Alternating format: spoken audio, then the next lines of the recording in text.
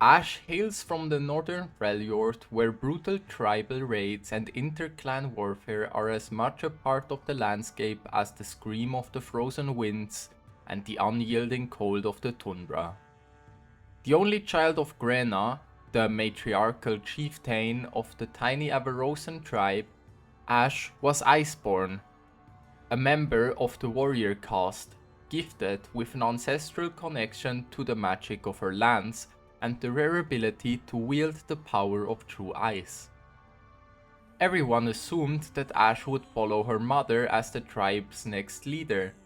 However, this was never a glory Ashe desired. The grim responsibility of her warlike lineage and extraordinary gifts instead left Ashe feeling isolated, burdened and alone. Her only respite was when Sejuani, an iceborn girl from a sister tribe, would stay with them for the summer hunts around the Ornkal rocks. The girls' friendship defined their childhoods, but was cut short just as they reached their teens. Somehow, Grena had offended Sejuani's grandmother and the fellowship between their tribes ended suddenly. Soon after, with her youth fading, Ashe's mother began her lifelong quest for the throne of Avarosa, a supposed hoard of treasures and magical items that she hoped would return her people to greatness. But Grena's belief in prophecies and legends led her to take risks, which often left her tribe enfeebled. Finally, during a dangerous and unnecessary raid in another tribe's land, Grena was killed. Her sudden death left young Ashe on the run, while most of her tribe was wiped out. Alone, pursued, Ashe followed her mother's lost map to a deserted glacier, where she found the supposed grave of Avarosa and her magical bow of true ice. Ashe used the weapon to avenge her mother's death, then turned west. Whether it was out of duty or loneliness, Ashe gained a reputation by protecting the many scattered half-bound tribes she encountered. She spurned the custom of taking thralls, and instead chose to adopt these desperate people as full members of her new tribe, and her fame grew quickly.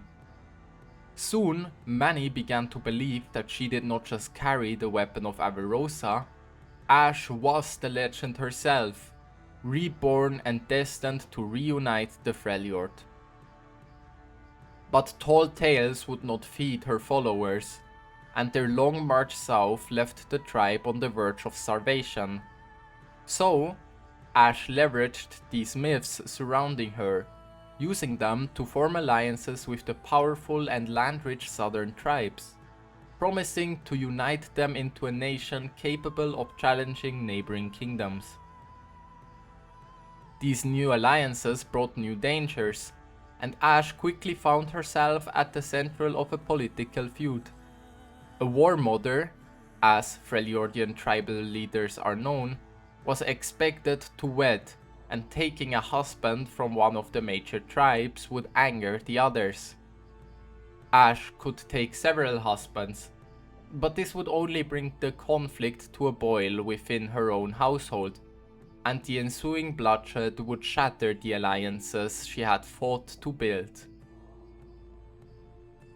Her answer was an impoverished vagabond from a mountain clan that had been nearly wiped out, the warrior Tryndamere. He was neither a spirit walker nor blessed with any elemental powers, but upon his arrival in Ashe's new capital, Tryndamere had thrown himself into every dwelling ring he could find. He fought with abandon, desperate to prove the destitute survivors of his clan were worthy of adoption by one of the stronger tribes. But even for the Freljord, his brutal fighting style and extraordinary vitality were unsettling, and many suspected he was touched by dark magic. Ignoring this, Ashe offered to adopt his people as her own if he became her first and only bloodsworn. Tryndamere accepted reluctantly. Though a political marriage, the attraction they felt for each other was palpable, and slowly a true affection blossomed. Now, Ashe stands at the head of the largest coalition of Freljordian tribes in many generations. Even so, the unity she would bring rests upon an uneasy peace, threatened by internal intrigues, foreign powers, the growing violent horde of the Winter's Claw, and the supposed destiny that Ashe must at least pretend to believe. The Harder Path by Lillian Harrington. The colossal brazier flared to life, its flames reaching high into the air. In times past, the gathered tribes would use this as the mark of the festival's beginning. The Harvest Festival had always been the largest celebration of the year for the tribes, and one of the last before winter set in on the plains. As the fire was lit, cheers should have echoed up the frozen slopes of the mountains, calling down blessings from the three sisters. Now though, the mass of gathered Avarosans remained silent as they turned away from the flames to look up to the stage where Ashe stood. She let her eyes roam over them. No festival had ever seen so many gathered together, and she knew they had come to see her. She grabbed her bow and unslung it, the now familiar piercing chill of the true eyes surging through her body. The cold was still painful, even after all her time with the weapon, but now she welcomed it, using it to focus and block out distractions. She lifted her gaze from the crowd to the roaring flame, and took a deep breath as she pulled back the bowstring. All other sounds of the festival faded. A crystal arrow of pure cold formed, beckoned forth by the deep magic coursing through the bow. Ashe held her breath as she let it continue to channel magic through her arms. The temperature on the stage plummeted, frost creeping out from beneath her feet. When the cold threatened to finally overwhelm her, she released her breath and let the arrow fly. It arced high over the crowd and slammed into its target with a deafening crack. In an instant, the brazier was frozen over, the dancing shapes of the fire enveloped by the spreading ice. The setting sun shone through the crystallized flames and onto the crowd below, and finally the cheer broke out.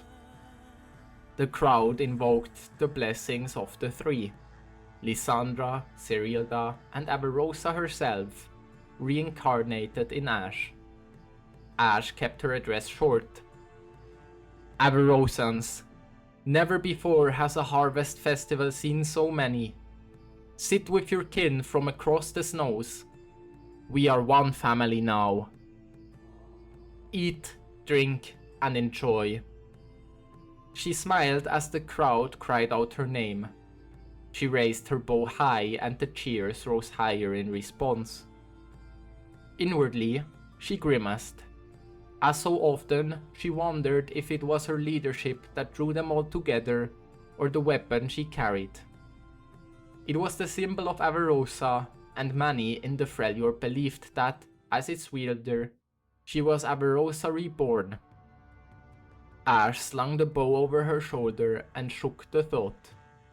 Why they joined wasn't as important as what they had become. She hopped off the stage and moved into the crowd as they dispersed to feast-laden tables. The boisterous tribes mixed together, sharing food, drink, and tales of hunts past. The stone peaks described the warm yet treacherous southern mountains. Ashe cheered with the others when the red snows recounted the defeat of the Noxian warbands that had tried to advance inland from the coast. A warrior from the Ice Veins storied blizzard walkers one and all, clapped Ashe on the back as she passed, sending a strange chill through her. All these and more had responded to her call and joined the festivities. All had pledged themselves to the Avarosans, and each tribe needed her to be something different. A prophet, a savior, a mediator, a warmother. Ashe would be them all if she could. As she neared the far end of the feast, though, she froze. At the last table, sitting somber and removed from the rest, was a group of Iceborn that she knew all too well. The Snow Followers. Vengeful zealots who had slaughtered a whole tribe only months ago. A tribe whose only crime had been joining the Avarosans.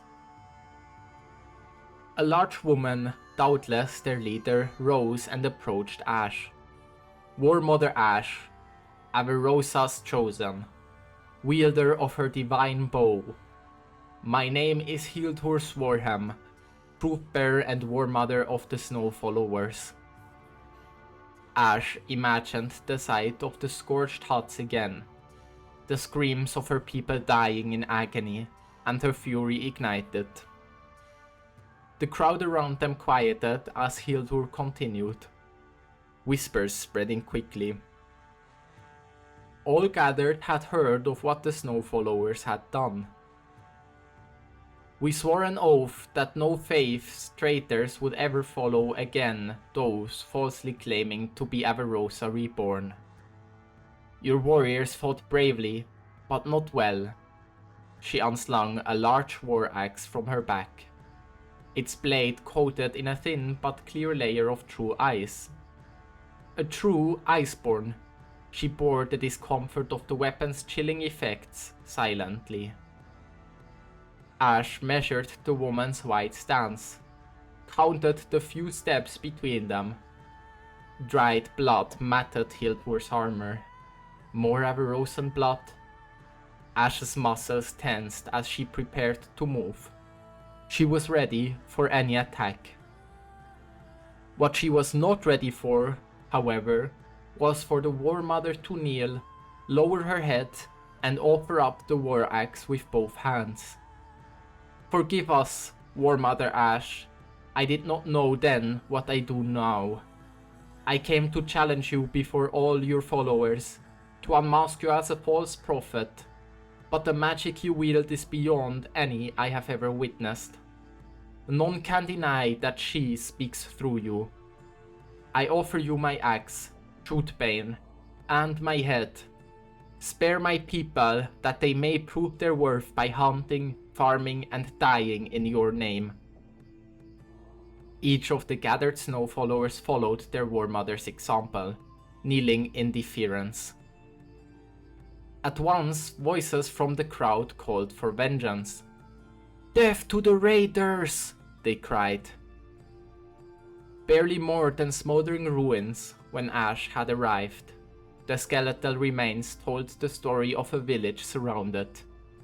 The few warriors had been easily identified, for their bodies were untouched by fire, but hacked down and left for the crows. The rest of the tribe had hidden in their homes, praying for mercy or a simple and quick death. They received neither. Eyes welled up with fury. Ashe reached for the axe. She would take Hildur's head, as a warning to any who would. As her hand clasped around it and the true ice sent a familiar spike of cold through her arm, Ashe felt her bow beginning to radiate against her back. A slow chilling pulse like a winter breeze. Her mind calmed. "Stand, Hildur," she said, looking down at the war axe. Hildur rose, furrowing her brow in confusion. Ashe met her probing gaze. "The Snow Followers have shed the blood of my tribe, and they are my enemies," she continued. "But you have shown humility and remorse, here and now. You are not the Snow Followers any longer. From today forward, you are Avarosan, and that makes you family. You have nothing to fear from me, cousin." She thrust the war axe back into the woman's hands, and the tension in the air broke. Soon enough, the celebrations were underway again, the joyous feelings redoubled by forgiveness and mercy. Ashe walked to everyone seated at the table, welcoming each in turn.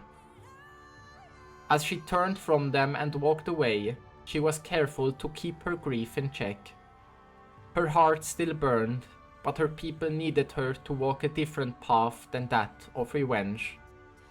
She played her fingers along the bowstring, seeking comfort in its chill. She would be better. She must. Thank you for listening. This was a comic production. If you'd like more content like this, consider liking and subscribing. Thank you.